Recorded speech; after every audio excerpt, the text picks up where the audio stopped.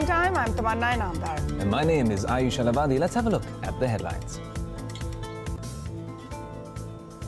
Chief Economic Advisor Arvind Subramanian advises caution despite the pickup in GDP. Says the government will need to remain watchful on manufacturing. That's a Bloomberg Quint exclusive.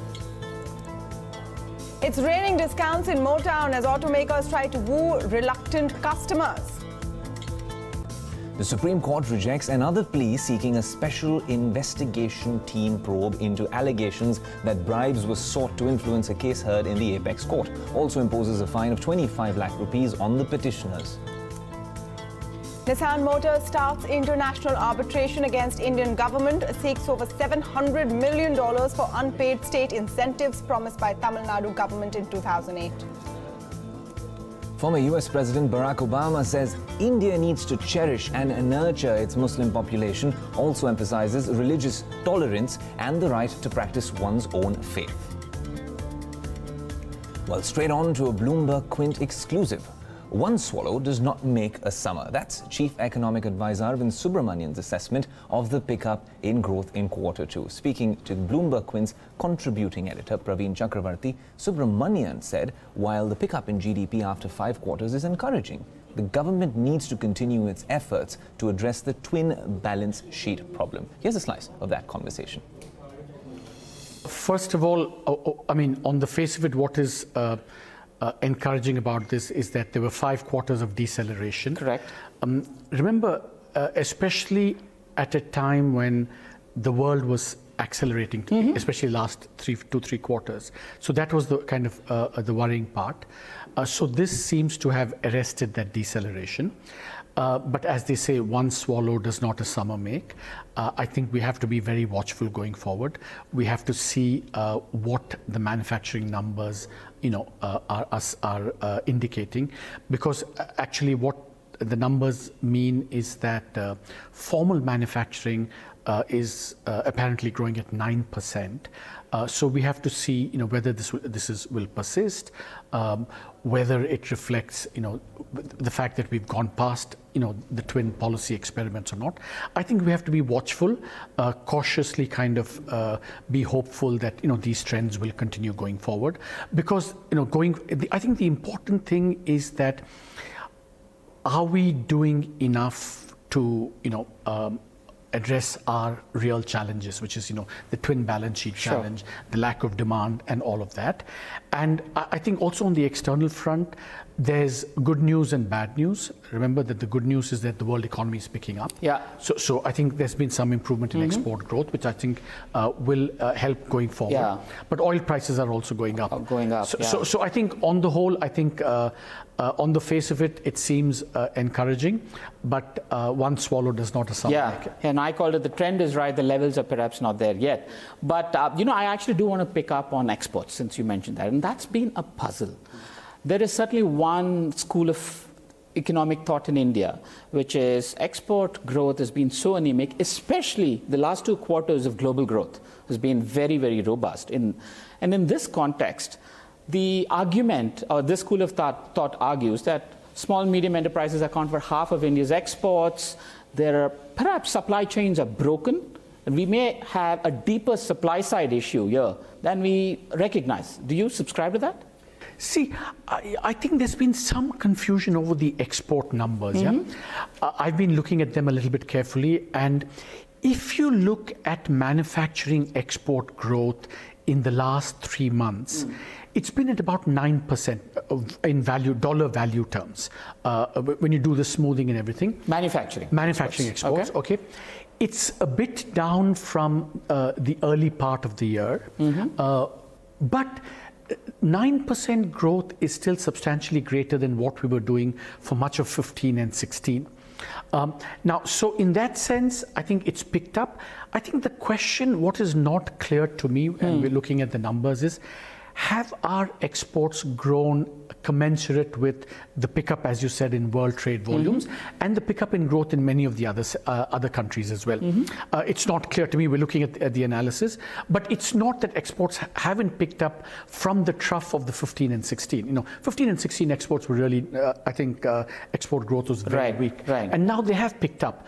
Part of it, of course, is world demand, and you know, but your question about have supply chains broken, I think the jury is going to be out, because unless we get a good sense of, you know, how the rest of the world is doing.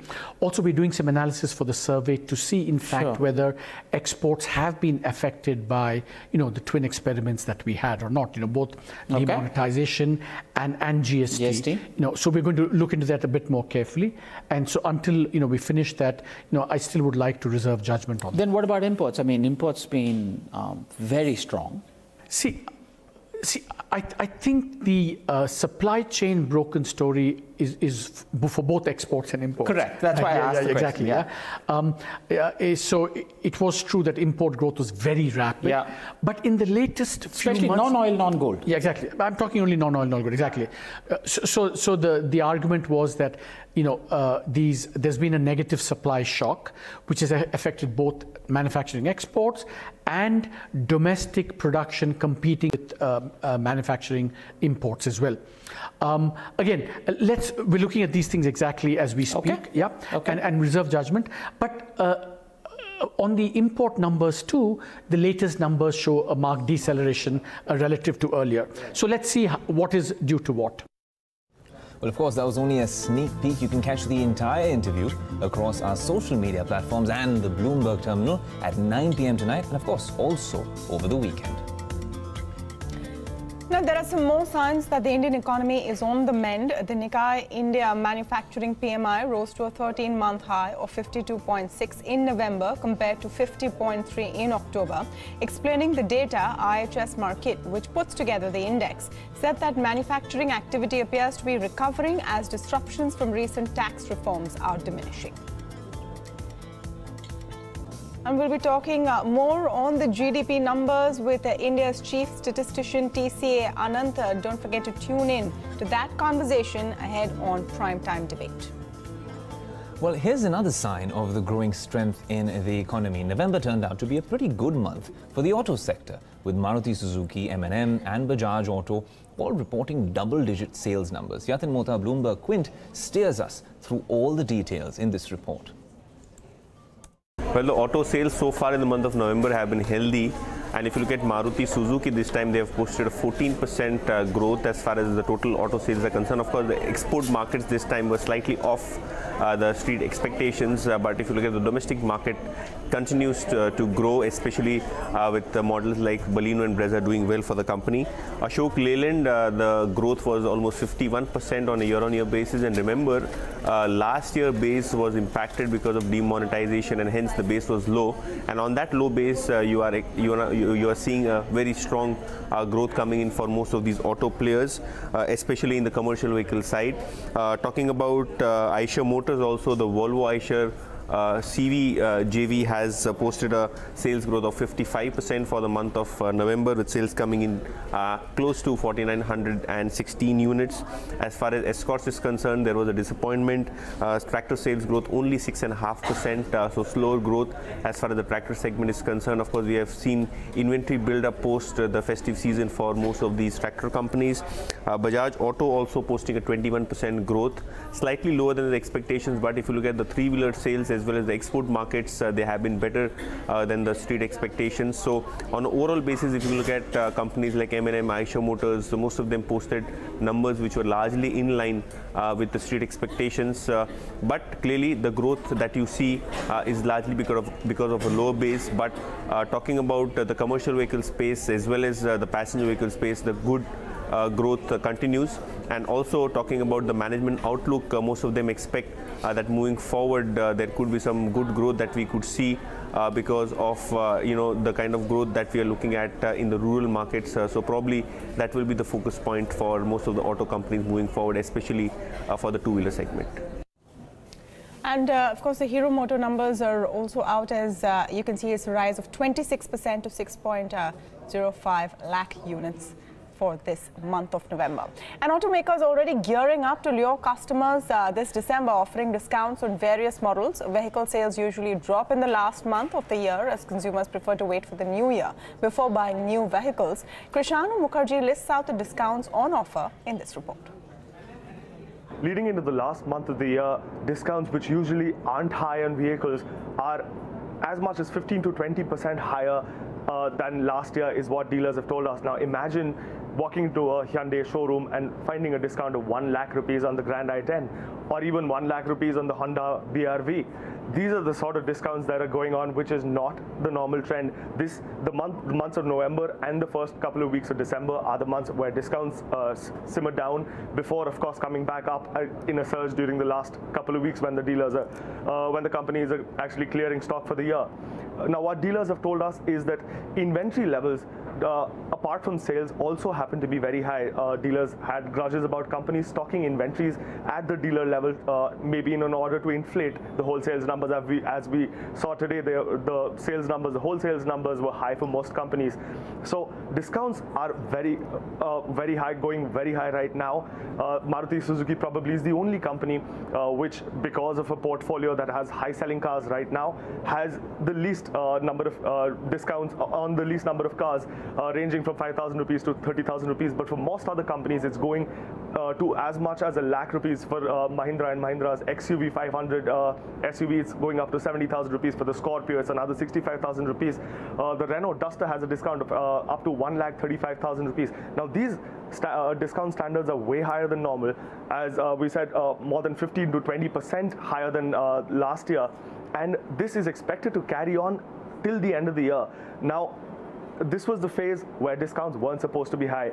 And FADA, which is the dealers organization, has also complained that the retail sales have not been very impressive during the festive season. And despite that, inventories are being piled up and sales are high. So we need to see where this goes leading into the end of the year at the retail level. Well, the Supreme Court has dismissed a plea seeking a probe by a special investigative team into allegations of bribery for a case which was heard by the Apex Court. A 3-judge bench also imposed a fine of 25 lakh rupees on the petitioners. Arpan Chaturvedi sums up the developments in this report. So what the petitioners here were demanding was an SIT probe into allegations and a subsequent CBI FIR that CBI had arrested and named a certain middleman and a retired Odisha High Court judge. And what basically that was happening in this case was that the bribes allegedly were being sought by these people to influence the outcome of a particular case pending in the Supreme Court. Now the petitioners had said that time that they are not casting aspersions on any particular judge, sitting judge of the Supreme Court, but they are saying that this investigation in this particular case should not be done by the CBI, which they say is a government-controlled agency, and therefore it should not be done by the CBI but by a special investigating team, preferably headed by a retired Chief Justice of India. Now remember, an earlier petition filed by Senior Advocate Kamini Jaiswal was dismissed by the Apex Court, and the same bench which had heard that case today passed their judgment in this CJAR petition, and they dismissed the case again and said that there is no need for an independent SIT probe. Further on today, they also imposed a cost of rupees 25 lakh. Remember, in the Kamini Jaiswal petition as well, the Supreme Court had not imposed any fine as such, but they had said that the conduct of the petitioners amounts to contempt. However, they did not initiate any contempt proceedings in this case as well. No contempt proceedings were initiated, but yes, a fine of 25 lakh rupees was imposed while the Supreme Court dismissed this petition. Now, we'll be talking more on that story and on the Supreme Court's ruling on Primetime Debate. We have a stellar panel of the top legal minds of the country. Former Attorney General of India, Soli Sorabji, will be speaking with us. Supreme Court Advocate Kamini Jaiswal, who was also one of the 2 petitioners in this particular matter, and Dushyant Dave. We'll be speaking with all of them at 8:30 this evening on Primetime Debate, so don't go away. Now, Prime Minister Narendra Modi has said that India's unique identification project, Aadhaar, will also work as a big weapon against Benami property. The Prime Minister made this remark at the Hindustan Times Leadership Summit in New Delhi. Remember, the government amended the Benami Transactions Prohibition Act last year to curb Benami transactions. Since then, the Income Tax Department has attached 475 properties worth over 1,600 crores. Well, there seems to be a battle brewing between a multinational major and Indian authorities yet again. Nissan Motors has started an international arbitration against India, saying that the government failed to keep its end of the bargain on promised tax breaks for its factory in Tamil Nadu. The Japanese car maker won $770 million in payments and damages, Reuters reported Friday. And Union Minister Jayant Sinha has said that the domestic and international operations of Air India would be sold together, confirming that Indigo is the only company to have formally expressed interest in Air India. He said that the Tata Group has shown only an indication of their interest. The government has eased mine auction rules to encourage more bids. Among other things, net worth requirement for bidders has been reduced. Mining Secretary Arun Kumar says the government plans to auction up to 70 mineral blocks in 2018-19 and expects revenue of 1.25 lakh crore rupees over 50 years from these blocks. Now, DLF is looking to raise funds. The Real Estate Majors Board approved issuing 17.3 crore shares via qualified institutional placement, public offer or private placements to investors. The debt-laden firm will also issue 13.8 crore warrants and 37.9 crore convertible debentures to founders. The company will seek shareholders' approval for the proposal at an extraordinary general meeting on December 27th.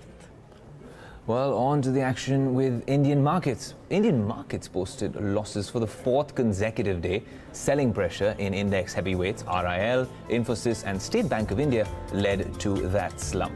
Both the benchmark indices incurred sharp cuts. Markets also registered the biggest weekly losses in over 3 months.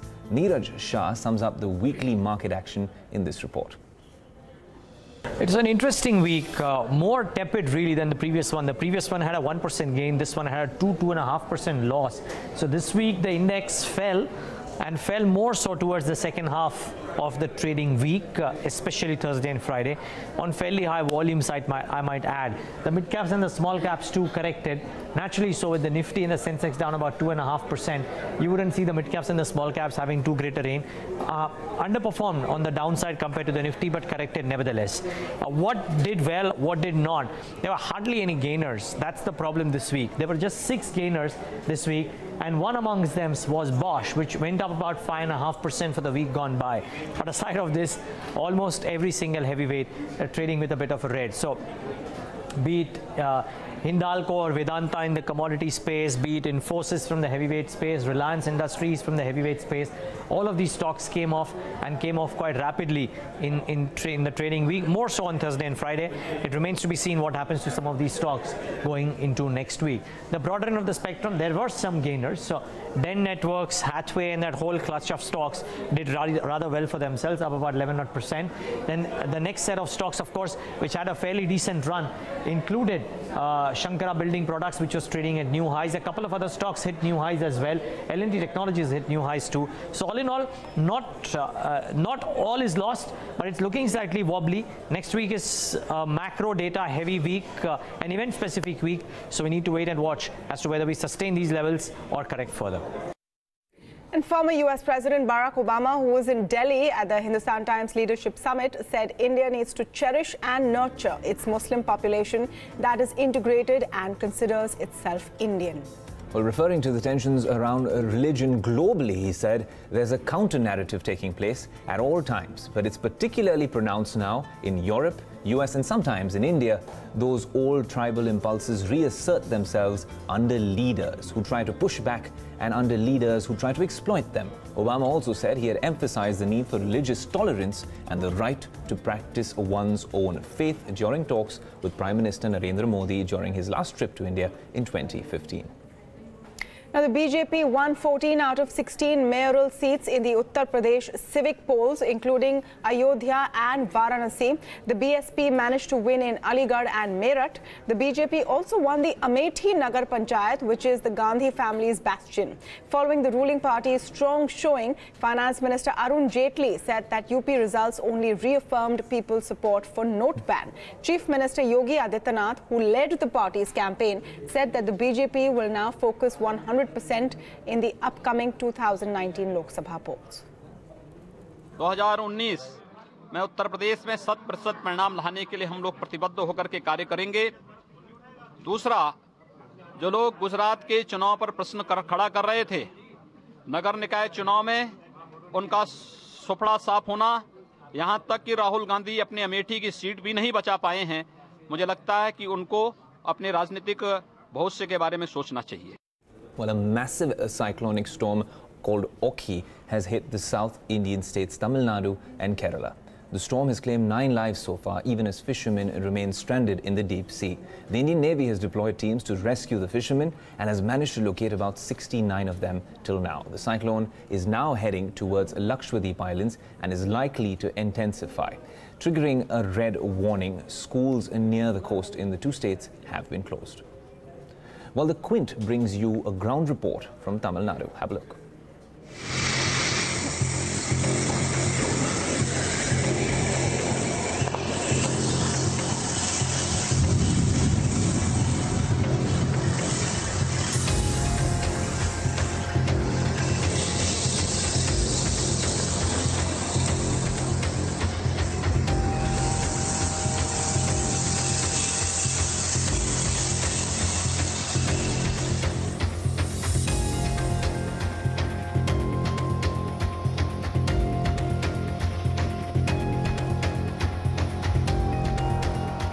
I'm coming to you from Chennai, Tamil Nadu, and light winds and moderate to heavy rainfall is expected intermittently in the city.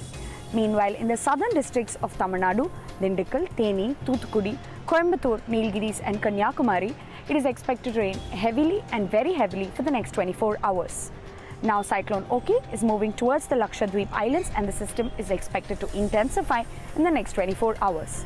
The National Disaster Response Force has deployed teams in Kerala, in Dindigul and in Kanyakumari for rescue and relief work. So for all those in Kerala and Tamil Nadu, especially in the coastal areas, stay indoors, stay safe.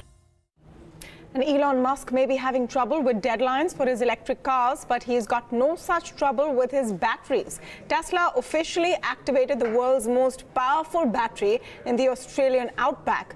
Delivering on his promise of making the facility operational in 100 days, Musk had famously vowed to build the battery within the time frame, or else the project would be completely free. However, Musk may not hold the title of building the world's biggest battery for long, with Hyundai Electric planning a 150 megawatt unit by February next year, with enterprises and government around the world pushing hard for the switch to renewable sources of fuel. The future of electricity consumption could soon change forever. There's a cloud looming over the future of clean energy. It's called curtailment, and it's the biggest obstacle to weaning the world off fossil fuels. Curtailment happens when we actually produce too much wind or solar power at certain times of the day, and we have to just shut it down. But what if we sent that extra electricity into giant batteries to use when the sun goes down or the wind stops blowing? That day just might be coming sooner than you think. The easiest way to curtail curtailment would be a massive explosion of energy storage, ideally batteries. There's just one problem. Batteries are still way too expensive. Take a place like Texas.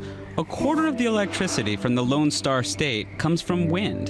When the wind dies down, Texans just fire up a natural gas power plant to make up the difference.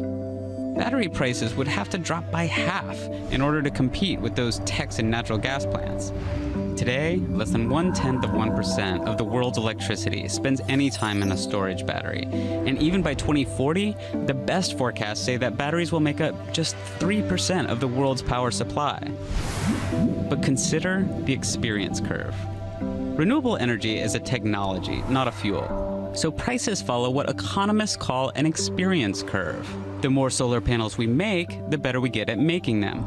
In fact, every time the number of panels in the world doubles, the cost to make them drops by 28%. Solar power just recently became the cheapest electricity in the world, and it's only going to get cheaper. And it turns out the same thing is happening with batteries. As we build more with electric cars and electricity storage, the cost of batteries plummets. It's already dropped 80% in the last decade and could do the same in the next. Boom. At those prices, battery storage in a place like Texas suddenly becomes a no-brainer. We're already starting to see it happen in places where the electricity is expensive. In Hawaii, the rainforest island of Kauai swapped its fossil fuel power for solar plus batteries. And Tesla has made deals in California and Australia to install the world's biggest battery fields. The battery baron, Elon Musk, says his newly built, massively populated gigafactory will spit out batteries faster than bullets from a machine gun. It will single-handedly double the global supply. And he wants to start building at least 2 more gigafactories in 2018. But Musk is in for an arms race. Chinese companies say they'll build capacity for about 3 gigafactories worth of batteries by 2021. Samsung, LG Chem, and others are also joining the fray. Now, this is not a done deal. If the battery revolution is going to work, tens of millions of people must switch to electric cars over the next decade to feed the experience curve. But there are also new technologies coming soon, like the silicon anodes, solid-state batteries, and lithium air, that could skip us ahead on the experience curve by more than a decade, making battery-powered trains, ships, and even airplanes possible. So imagine a world where city skies are clear of pollution and where electricity is cheap and abundant. It's not crazy to assume that 20 years from now, over half the world's power will come from nature, backed by batteries. And it all might be happening sooner than you think. Now, Michael Flynn, President Trump's former national security advisor, has been charged for misleading FBI agents during their probe into the Russian meddling in the 2016 presidential elections. Flynn is expected to plead guilty. Remember, Flynn was fired from the post of national security advisor after admitting contact with the Russian ambassador. He had already secured indictments against former Trump campaign chairman Paul Manafort and his deputy, as well as a guilty plea from a junior foreign policy advisor. So, Tamanna, what's up with Primetime Debate today? Well, the first debate is an exciting one. We're going to talk about the Supreme Court dismissing a petition asking for an SIT investigation into a corruption case. We're talking to Kamini Jaiswal, Soli Surabji, Dushyant Dave, top legal minds, on why this case is important and what it really means for the institution. So that's coming up right next. We're also talking with India's chief statistician, TCA Anant, to break down the latest GDP data. So power-packed Primetime Debate, do tune in, is in just a few minutes from now. Well, that sounds like it.